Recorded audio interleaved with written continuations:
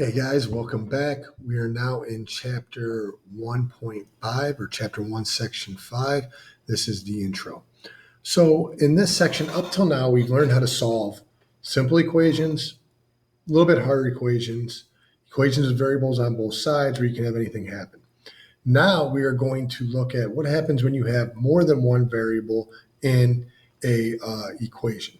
That is actually a literal equation. So, your first definition will be an equation that has two or more variables. And there's an example of one. And then we have a formula. All a formula is a specific type of literal equation that represents a specific thing. Like the area of a triangle is 1/2 base times height. That is a formula, and it's also a literal equation. So a literal equation is solved for a specific thing. Okay, so a formula is just a specific literal equation. And then surface area, this may be a review. This hopefully should be a review.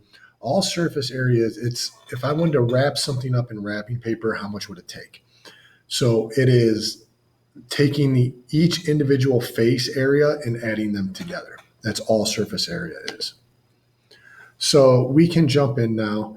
We are just going to be looking at examples 1 and 2. And just a little heads up, this actually may be easier for some people than doing anything else was. If you knew all the rules before, this actually may be a little bit easier. You just have to get over the fact that we're not solving for a number, we're solving for an idea. Okay? So when you look at this one, solve the literal equation 3y plus 4x equals 9, and we're solving for y. So we have y over here. Okay?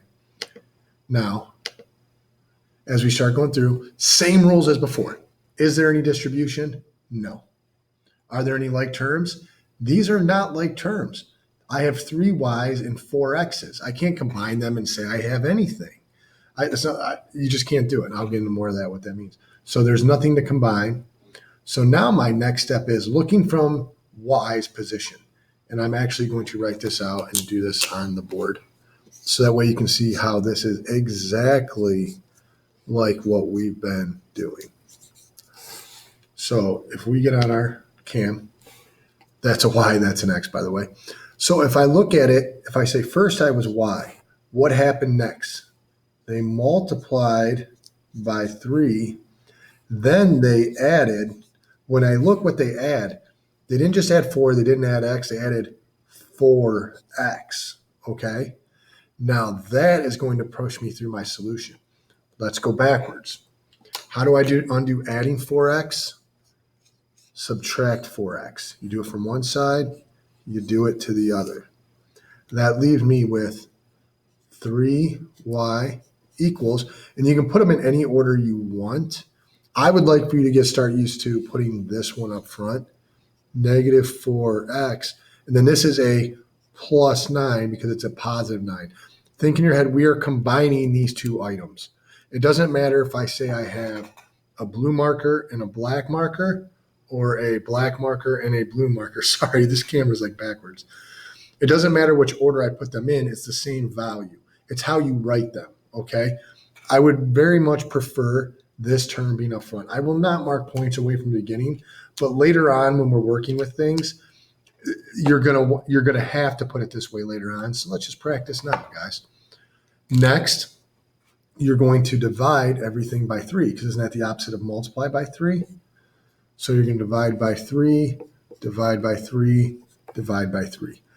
Let me move my picture because I may have written this different than some. You could do one large bar and put it all over 3. I would prefer you get out of that concept, okay? Just put everything divided by 3, okay?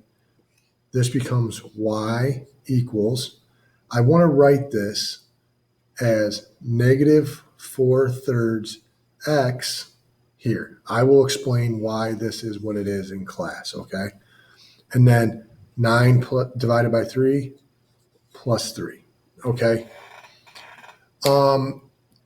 Your big ideas, I don't know off the top of my head. If you do put it in, they would say round it to the nearest thousands.